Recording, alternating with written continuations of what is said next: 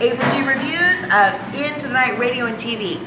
And sorry about your luck. Your Highness, your King, your Majesty, you're going to pay me the $20. Tacky Tony. Oops, here it is. Can you say good evening, Tony? Well, we are here at our favorite place, one of our two favorite places, a Casita Taco El Carbone in North Hollywood. We'd like to thank them for letting us do our interviews here, which later this evening will be up on YouTube, Facebook, Twitter, and Google. We have a good friend of ours joining us, the famous, the talented rapper Chris Coast and coffee entrepreneur of local North Hollywood star. Welcome, Chris, and thank you for joining us. Thank you for having me. Thank you very, very much. Well, I believe you were one of my first interviews about 4 years ago, right. And I can't thank you enough. Well, I'd like to start out with thank you and welcome. And thank you for coming, even though he's here. I'm sorry I had to bring him. Well, look, me and Tony go way back. I know. We're good to go. Well, what have you been doing since you left the Champs? What's been going on with you? I've been doing, I opened up my own couple businesses, coffee businesses. I've always still been doing TV and film music. So I've never stopped doing music at all. I've been doing music for 20 years. But I started branching out into the coffee world, coffee community. I'd also been doing that for about 15 years. And sitting back one day and started thinking about, well, you know, I've been doing it for so long, so why don't I start roasting? Start roasting my own beans, start pushing my own products. And so we've done, I've done those things lately. Opened up a booth at the farmer's market. So let me branch off. So you're there every Saturday, right? Every Saturday at the NoHo Farmers Market. We're pushing our brand, which is called Rivalry Roasters LLC. You can find us on Instagram at Rivalry Roasters LLC, and also on Facebook. It's kind of a new adventure for me because I'm not used to that world. Right. As far as like the community itself, I was never really a coffee drinker, but a coffee producer. Yeah, I love the Brazilian roast. I do, and I'm not a coffee drinker, and I say that. But everybody around the globe drinks coffee. And it's a great way to start a conversation about positive things. Right. And that's what I love about coffee, is that you create a positive environment to talk to people and open up to people, and do different things. And so that's kind of. Do you like owning your own coffee company? Do you like the business aspect, the promotion, all of that? I like the business aspect. I also have to be disciplined about it. It's not like, well, I guess I could say like even owning your own, your own band business is kind of the same thing, but it's a little loosey-goosey. It's a little different. A little bit more competition, huh? Yeah, well, not really. I think the competition is about the same. Okay. But I think it's just a different game. Right. Promotion is promotion, whatever. Not only that, it's like coffee comes from the other side of the world. Of course it does. Like it doesn't come from the United States. Right.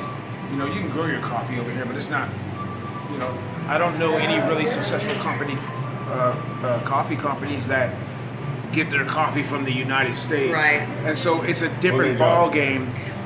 Brazilian has an exotic, kind of just, I like it when you say Brazilian coffee. Yeah, well that's like the name. Yeah. But like there's so many different things that go into that. Right. You know what I mean? There's aspects of it that people don't know about. Right. The elevations, the science of it, the temperatures, how it roasts, how it comes out, the things that you need to do to make it taste a certain way for a certain person to like it. Right. And so it's a little more complex. Well, I think you're doing amazing. You're out there and you're putting it out there. Do you find that you miss being on the road and the music, that aspect of it? I do miss being on the road, but at the same time, even before I was in the Chimps, I was on the road slightly with other music ventures. But as you get older, for me personally, I can't speak for anybody else. Speaking for myself in this manner is that I have a family and things like that. And so once you start getting a family and things like that, your perspective changes. Right. And so you start thinking about different things. Right. Sure.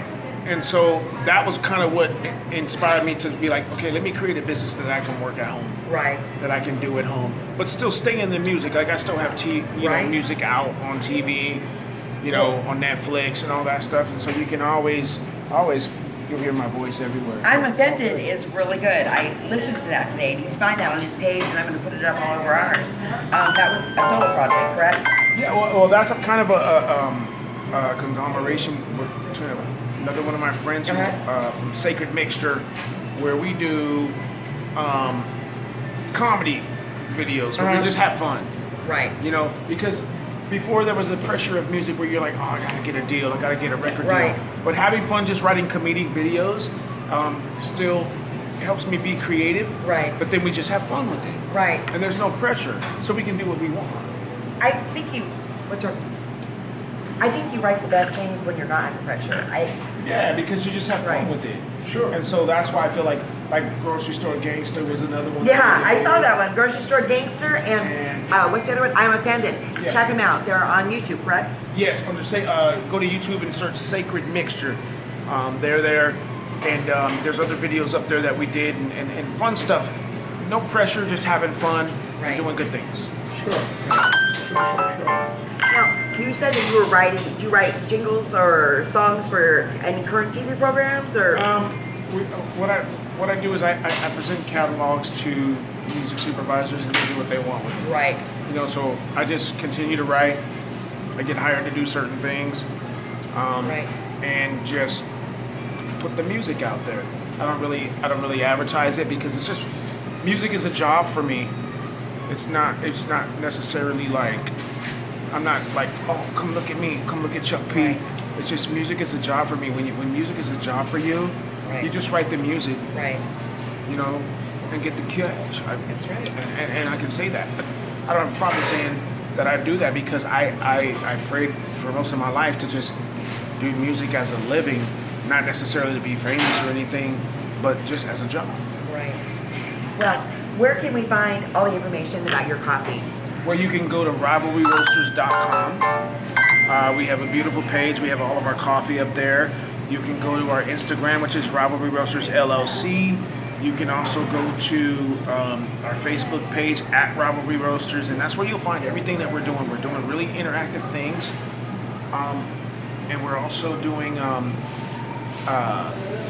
some nice pour-overs, some new demos, and some good stuff.